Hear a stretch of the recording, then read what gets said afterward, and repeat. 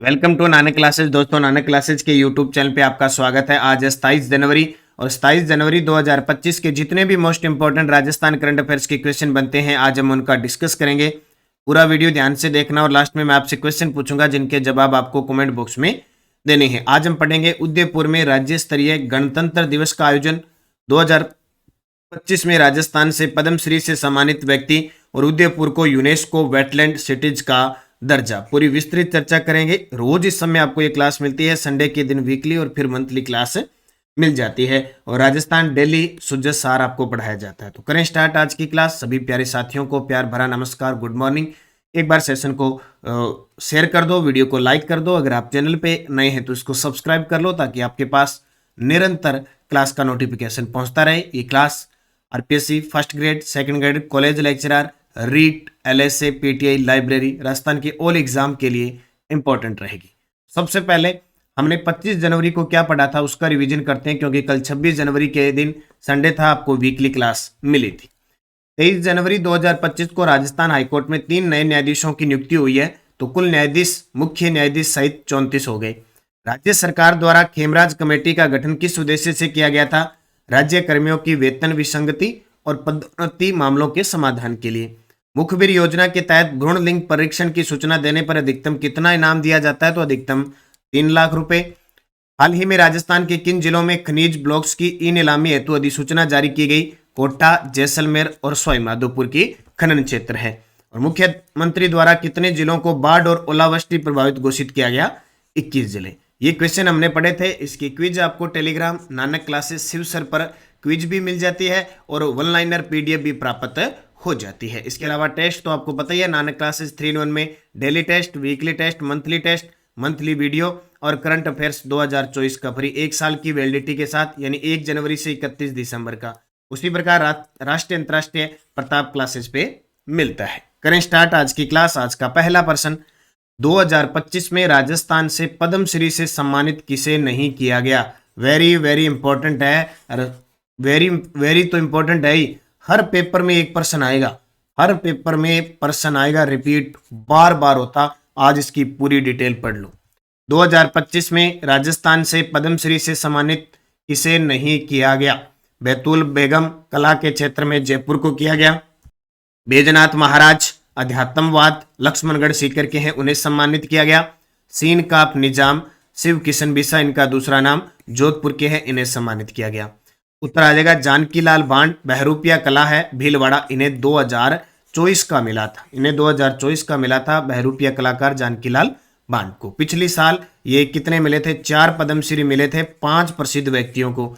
अब की बार 3 प्रसिद्ध व्यक्तियों को 3 पद्मश्री मिले हैं। तो बैतूल बेगम, बैजनाथ महाराज और सीन काप निजाम, इनकी पूरी डिटेल भी हम पढ़ेंगे। तीनों तस्वीर आपके सामने। राजस्थान से 2025 में पद्मश्री अवार्ड से सम्मानित 3 हस्तियां कौन कौन सी? बैतूल बेगम कला के क्षेत्र में, इनका संबंध जयपुर से है। मांड गायिका है बैतूल बेगम और इन्हें वर्ष 2022 का नारी शक्ति पुरस्कार भी दिया जा चुका है। प्रश्न बहुत बार रिपीट होगा, मांड गायिका, ये प्रश्न ही आएगा। कला का क्षेत्र बैतूल बेगम कला मांड गायिका, नोट ही कर लेना। मांड गायिका 2022 का नारी शक्ति पुरस्कार। बैजनाथ महाराज अध्यात्मवाद लक्ष्मणगढ़ सीकर के हैं, अध्यात्म और समाज सेवा के क्षेत्र में प्रेरणादायक योगदान। श्री सीन काप निजाम शिव किशन बिसा, ये प्रश्न आएगा। शिव किशन बिसा, इन दोनों का नाम पूछा जाएगा। जिला पूछे न पूछे, बस क्षेत्र पूछा जाएगा। साहित्य और शिक्षा के क्षेत्र में उनकी उत्कृष्ट सेवाओं के लिए और उर्दू साहित्यकार हैं। तो बैतूल बेगम मांड गायिका, बैजनाथ महाराज अध्यात्मवाद, सीन काप निजाम साहित्य, उर्दू साहित्य, 3 हस्तियों को 3 पद्मश्री मिला। अब पूरी इनकी डिटेल देखते हैं। इसके अलावा मैं आपको बता देता हूं 2 प्रवासी राजस्थानियों को भी पद्मश्री 2025 देने की घोषणा हुई। प्रवासी राजस्थानी यानी जन्म है राजस्थान के लेकिन वर्तमान में किसी अन्य राज्य में अपना व्यवसाय चला रहे और वहां निवास कर लिया। तो 2 प्रवासी राजस्थानियों को, रिक्की ज्ञान केज कला क्षेत्र चूरू के हैं, वर्तमान में कर्नाटक के निवासी हैं। पवन गोयनका उद्योग व व्यापार क्षेत्र है, सीकर के हैं, वैसे वर्तमान में कोलकाता निवासी हैं। तो ये अगर क्वेश्चन आएगा तो ये 3 से आएगा, ये प्रवासी हैं। अब इनका नाम राजस्थानियों में नहीं जोड़ा जाएगा। कर्नाटक और कोलकाता में रह रहे हैं, थे राजस्थान के, आप प्रवासी हो चुके हैं। तो कंफ्यूज मत होना कि सर 5 को मिले हैं कि 4 को मिले, बस आपको ये ध्यान रखना है। अगर पूछ ले कि ये कहाँ के हैं, चूरू के रिकी ज्ञानकेज और पवन गोयनका सीकर। रिकी ज्ञानकेज कर्नाटक है, गोयनका कोलकाता। ये आपसे नहीं पूछेगा, वो इसका अलग ही पूछेगा। आपको ये 3 ध्यान रखने। तो बिल्कुल कंफ्यूज मत होना कि सर उसने 5 बताया कि ये बताया, आपसे कोई मतलब नहीं है, मैंने कह दिया 3 है तो बस 3 है। ओके, बस ध्यान में रखना इन तीनों को, इनका जिला और इनका क्षेत्र। अब तीनों की बात कर लेते हैं। बैतूल बेगम जयपुर की मांड और भजन गायिका, नागौर जिले के केराज गांव की निवासी है, वर्तमान में जयपुर में रह रही है। नागौर जिले के केराज गांव में मूल गांव है इनका। भगवान राम, गणपति, कृष्ण, मीरा, कबीर आदि के भजन गाती है। मीरा, ठीक है, मीरा है तेरो बाजे एक तारो, जैसे भजन गाते हैं। तो ये मांड गायिका है और भजन गाती है। 72 वर्षीय बेगम ने लोक संगीत को अंतर्राष्ट्रीय मंच पर पहचान दिलाई। यूरोप के कई देशों, 2024 ओलंपिक और अयोध्या राम मंदिर प्राण प्रतिष्ठा कार्यक्रम में प्रस्तुति थी। 2022 में अंतर्राष्ट्रीय महिला दिवस पर राष्ट्रपति रामनाथ कोविंद ने नारी शक्ति पुरस्कार से भी सम्मानित किया था। तो बैतूल बेगम भजन गायिका, मांड गायिका जयपुर की और पद्मश्री। सीनकाफ निजाम उर्दू और हिंदी साहित्य के ज्ञाता, साहित्य और शिक्षा के क्षेत्र में पद्मश्री सम्मान प्राप्त हुआ। प्रमुख कृतियां लम्हों के सलेब, दस्त में दरिया, साया कोई लम्हा न था, नाद लफ्ज के दर पर। 2010 में साहित्य अकादमी अवार्ड से सम्मानित हो चुके हैं और 2023 में उर्दू अकादमी की फेलोशिप प्राप्त कर सकते हैं। नाम है इनका सीन काफ निजाम, उर्दू और हिंदी साहित्य के ज्ञाता। तीसरा, बैजनाथ महाराज शिक्षा और सनातन धर्म के प्रचारक। बैजनाथ महाराज शिक्षा और सनातन धर्म के प्रचारक, 1960 से 85 ग्राम भारती विद्यापीठ कोठारी में प्राचार्य रहे। 1985 श्रद्धानंद महाराज ने उत्तराधिकारी घोषित किया। लक्ष्मणगढ़ आश्रम से सनातन धर्म का प्रचार किया। श्रद्धा संस्कृत विद्यापीठ की स्थापना, जहां हजारों बच्चों को योग और वैदिक शिक्षा दी। तीनों शख्स हैं, तीनों जो प्रसिद्ध व्यक्ति हैं, इनको याद रखना क्योंकि आज मुख्य चर्चा यहीं पर हमारी हुई है। अगला, भारत के किन 2 शहरों को पहली बार यूनेस्को वेटलैंड सिटीज का दर्जा मिला है? भारत के किन 2 शहरों को पहली बार यूनेस्को वेटलैंड सिटीज का दर्जा मिला है? तो उदयपुर राजस्थान का और मध्य प्रदेश का इंदौर। तो वेटलैंड सिटीज उदयपुर और इंदौर प्राप्त दर्जा, उदयपुर राजस्थान, इंदौर मध्य प्रदेश को यूनेस्को वेटलैंड सिटीज में शामिल किया गया है। पहली बार किसी भारतीय शहर को दर्जा मिला है, घोषणा हमारे केंद्रीय वन व पर्यावरण मंत्री भूपेंद्र यादव ने की। प्रक्रिया 2023 से थी कि इसको यूनेस्को वेटलैंड सिटीज में शामिल किया जाए और अब कर लिया गया है। कुल 31 शहर शामिल है इसके अंदर, जिसमें सबसे ज्यादा चीन के हैं। क्या महत्व है इसका, क्या फायदा है, क्यों शामिल किया गया है? तो आर्द्र भूमि संरक्षण और सतत विकास में योगदान। जैसे हमारे राजस्थान के सांबर और केवलादेव को रामसर साइट में शामिल किया गया है, उसी प्रकार ये यूनेस्को वेटलैंड सिटीज है, उसमें टोटल 31 शहर हो चुके हैं और अपने राजस्थान का उदयपुर भी आ चुका है और मध्य प्रदेश का इंदौर, भारत के 2 आ चुके हैं। तो इन दोनों को याद रखना, उदयपुर और इंदौर। ये प्रश्न पहले पेपर में आ चुका है, यानी 2024 के एक पेपर में आ चुका है। जब इसकी बात चल रही थी, चयन के लिए बात चल रही थी, तब प्रश्न आया था और अब हो चुका है, तो इसको याद रख लेना। केंद्रीय गृह मंत्रालय ने हाल ही में राजस्थान पुलिस के किस अधिकारी को राष्ट्रपति पुलिस पदक देने की घोषणा की है? तो यह है सत्येंद्र सिंह। सत्येंद्र सिंह, आपने एक फिल्म देखी होगी, सत्या फिल्म देखी होगी, उसमें वो एलडीसी होती है, पहले छोड़ के चली जाती है और फिर वो एक्टर वगैरह का तो नाम मैं नहीं जानता, फिर वो आईएएस बन जाता है, फिर वो घोटाले होते हैं उसकी जांच करते हो, सत्या नहीं, सत्येंद्र है ना, वो सब। तो केंद्रीय गृह मंत्रालय ने राजस्थान पुलिस से आईजी सत्येंद्र सिंह को राष्ट्रपति पुलिस पदक देने की घोषणा की है। इसके साथ ही आईजी विकास कुमार सहित 16 पुलिस अधिकारियों और कर्मचारियों को पुलिस पदक प्रदान किए गए। राजस्थान कैडर के आईपीएस अधिकारी सत्यप्रिय सिंह को भी राष्ट्रपति पुलिस पदक से सम्मानित किया गया। यानी राजस्थान कैडर की है आईपीएस अधिकारी सत्यप्रिय सिंह, उनको भी राष्ट्रपति पुलिस पदक से सम्मानित किया गया है। और राजस्थान पुलिस से आईजी सत्येंद्र सिंह को राष्ट्रपति पुलिस पदक मिला है। बाकी टोटल आईजी विकास कुमार सहित 16 को पुलिस पदक से सम्मानित किया गया है।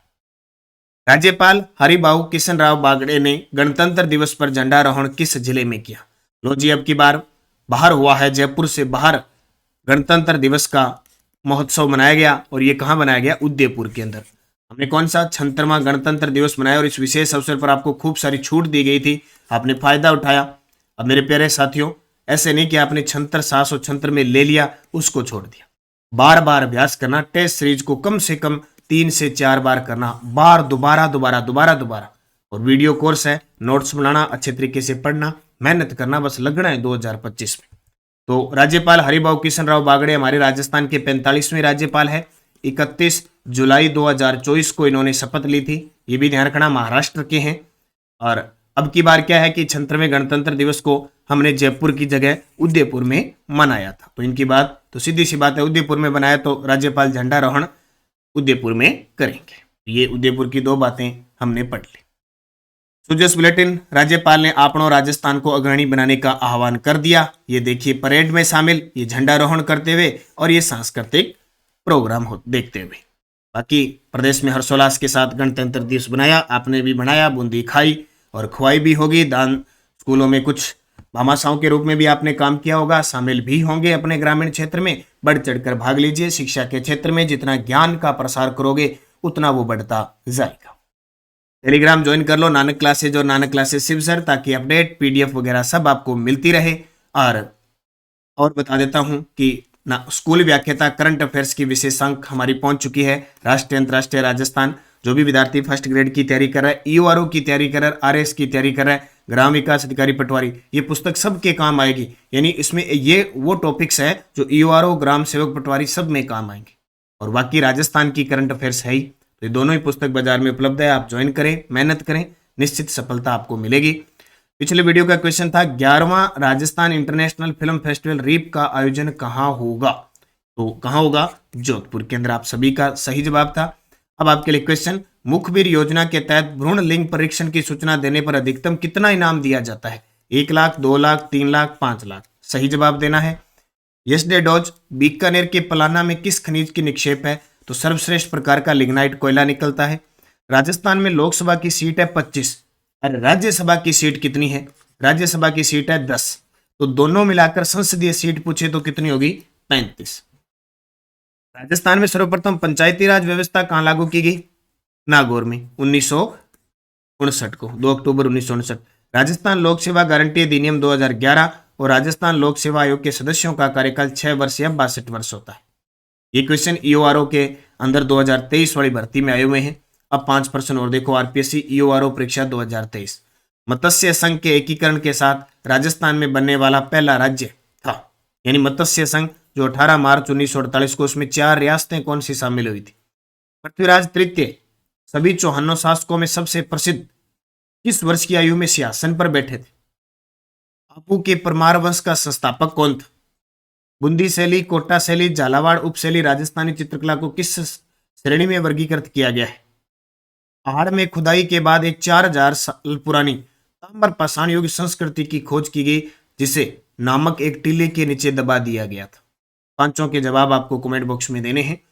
जाते जाते आप वीडियो को लाइक कर देना, शेयर कर देना। अगर आप चैनल पे नए हैं तो सब्सक्राइब कर लेना। बाकी नानक क्लासेज एप्लीकेशन पे आपको first grade, second grade, college lecturer, REET, LSA, PTI वगैरह सबकी टेस्ट सीरीज वीडियो कोर्स चल रहे हैं। आप निरंतरता रखें, मेहनत करें अच्छे तरीके से, निश्चित आप सफल होंगे। बस सफलता के लिए आपको खुद को आगे बढ़ना पड़ेगा, मेहनत करनी पड़ेगी, सब चीज़ों को त्याग कर मेहनत करनी पड़ेगी, आप सफल होंगे। धन्यवाद। जय हिंद, जय भारत, जय राजस्थान।